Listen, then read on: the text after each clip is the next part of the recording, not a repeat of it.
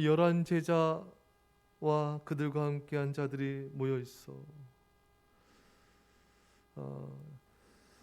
자, 여러분, 이 엠마오로 가는 두 제자들은 예수님의 말씀을 듣고 예수님의 가르침을 통해서 자신들의 잘못들을 깨닫고 또 슬픔과 절망에서 벗어나게 되었고 다시 예루살렘으로 돌아오게 되었습니다.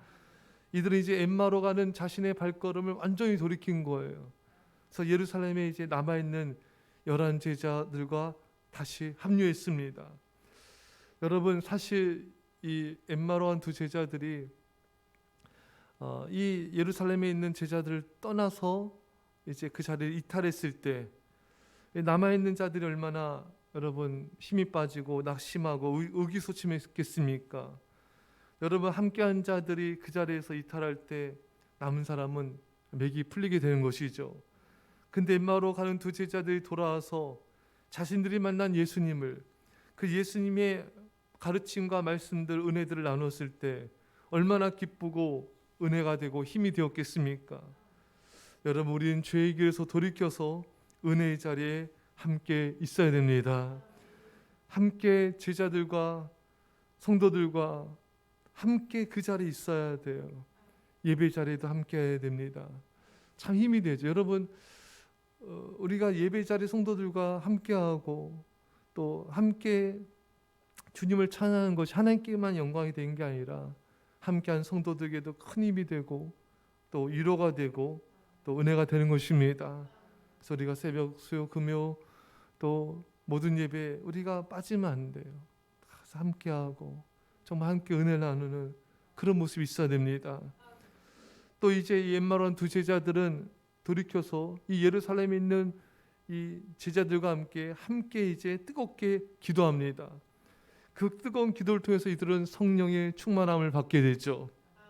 여러분, 함께 기도하는 자리에 머물러야 됩니다.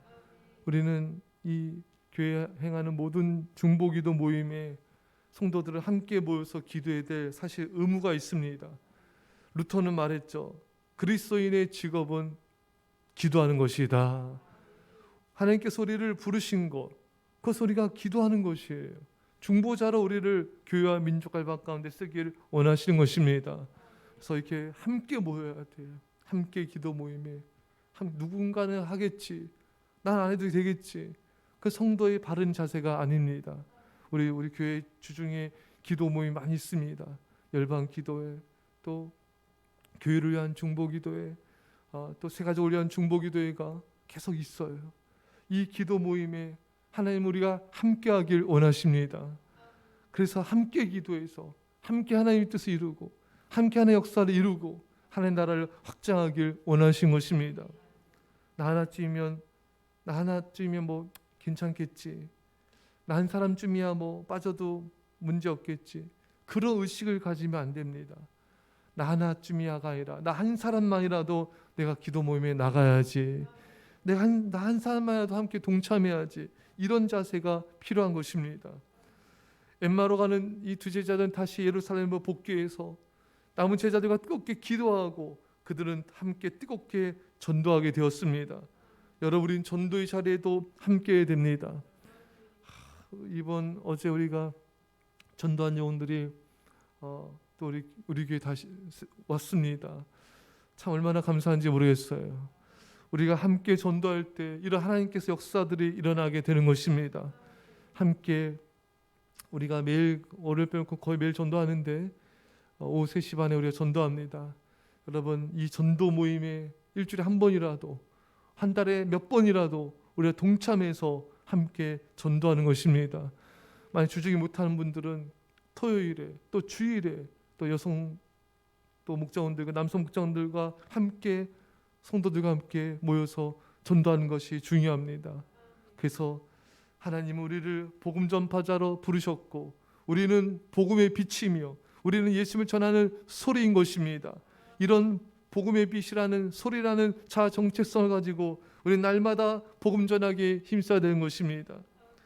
사랑하는 성도 여러분, 은혜와 헌신의 자리, 전도와 기도의 자리, 예배의 자리에 우리가 함께 합시다. 그래서 하나님께 영광을 돌리고 또 남아있는 자들에게 새 힘과 용기를 주는 그런 여러분과 제가 되시 간절히 축원합니다. 오늘 이 본문을 보면요, 이 엠마오로 간 두 제자가 와서 예수님께 받은 은혜와 말씀을 나눌 뿐만 아니라 예루살렘에 남아있는 11제자들도 주님이 과연 살아나시고 시몬에게, 베드로에게 보이셨다, 이런 자신들도 체험한 그 은혜의 간증들을 나누고 있는 것입니다. 그러니까 엠마오의 두 제자들도 주님의 은혜를 나누고, 또 남아있는 11제자들도 자신들이 경험한 예수의 은혜를 나누고, 서로가 은혜를 나누는 아주 은혜가 충만한 그런 모습을 우리가 볼 수가 있습니다. 여러분, 은혜는 나누면 배가 됩니다.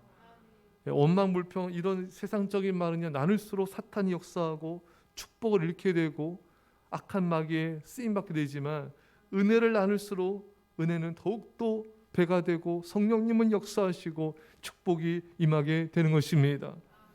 사랑하는 성도 여러분, 우리는 이 은혜의 자리에 성도들과 함께 나눠야 돼요. 이런 모임들을 계속 만들어가야 됩니다. 그래서 우리나라 대표적인 교회 보니까 일단 모이면 무조건 말씀 나누는 거예요. 모이면 무조건 말씀 나누고 은혜 나누고, 그냥 그게 아주 그냥 이게 완전 체질화되고 이게 완전 우리 삶에 배워야 됩니다.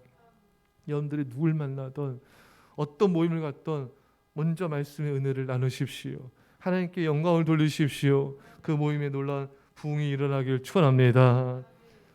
오늘 우리가 볼 수 있는 것은, 사실 엠마오로 가는 두 제자들은 세상 길로 가기로 마음에 결심을 한 사람들이었어요. 나는 이제 주님 따를 수 없다.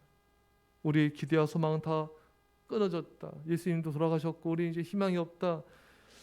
그냥 자기 길, 세상 길을 가는 그런 자였는데, 예수님이 이들을 곁에 오셔서 말씀으로 가르치셨죠. 자, 여기서 우리가 볼 수 있는 것은, 예수님의 가르침은 돌이킬 때까지의 양육이었습니다. 엠마오로 두 제자들이 예루살렘을 다시 돌이킬 때까지 양육하신 거예요. 뭐 두 제자들 은혜 받았으니까 이 정도면 됐다, 이들에게 나한테 전할 바 전했으니까 내 할 도리 다 했다, 이게 아니었어요. 예수님은 완전히 돌이킬 때까지 가르치셨습니다. 그래서 마태복음 28장에도 모든 것을 내가 너에게 분배한 모든 것을 가르쳐 지키게 하라. 가르치는 데서 만족한 게 아니라 가르쳐서 지킬 때까지 양육을 해야 되는 것입니다. 여러분들이 큐티 모임을 하든 목장 모임을 하든 또 자녀들을 양육하든 그것이 지킬 때까지, 돌이킬 때까지 양육을 해야 됩니다. 이게 하나님의 뜻인 것입니다. 그렇지 않으면 그 영혼이 순종하지 않으면 그 결과는 여러분 얼마나 힘들고 고통스럽고 비참하겠습니까?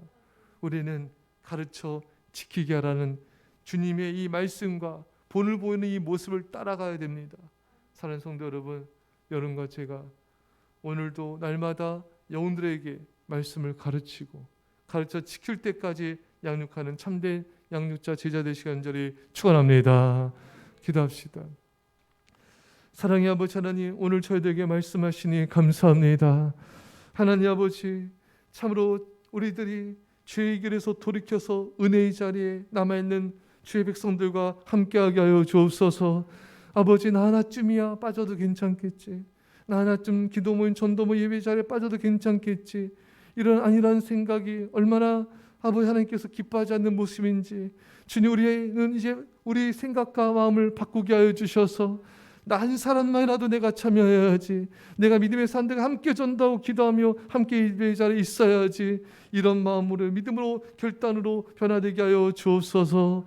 하나님 아버지, 정말 우리가 모일 때마다 같이 은혜를 나누는 자가 되기 원합니다. 세상적인 말, 부정적인 말, 엄마편표 입 밖에도 내지 않게 하여 주시고, 오직 만나면 주님께서 우리 가운데 행하신 일들을 나누게 하여 주시고, 주님의 은혜를 나눔을 통해 그 은혜가 더욱더 배가 된 충만한 역사가 있게 하여 주옵소서.